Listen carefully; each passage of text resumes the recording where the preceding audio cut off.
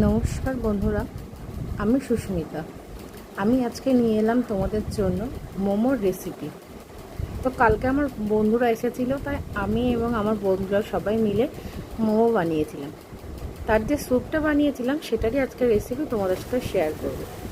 প্রথমে আমি গাজর, বিনস, বাঁধাকপি এবং কাঁচা লঙ্কা কুচিয়ে নিয়েছিলাম এবং প্রথমে গ্যাস অন করে কড়াতে গরম জল করতে দিয়েছিলাম। জলটা যখন ফুটে গেছিলো তাতে আদা রসুন কুচি করে রেখেছিলাম সেটা দিয়ে দিয়েছিলাম।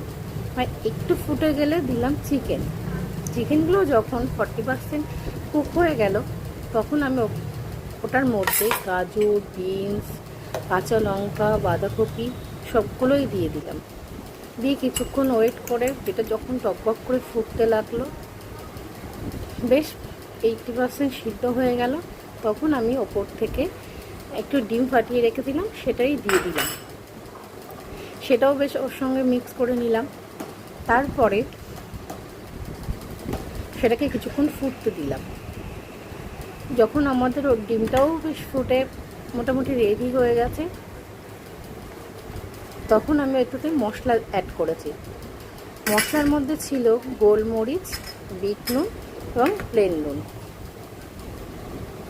এই যে বিট নুন দিয়ে দিলাম, একটু গোলমরিচের গুঁড়ো দিয়ে দিলাম।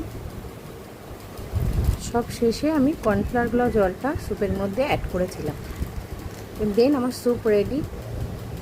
তোমরা সবাই দেখে জানিও স্যুপটা কেমন দেখতে হয়েছে। খেতে তো খুব সুন্দর হয়েছিল, সবাই খুব ভালো বলেছে। আজকের রেসিপিটা এই পর্যন্ত। টাটা।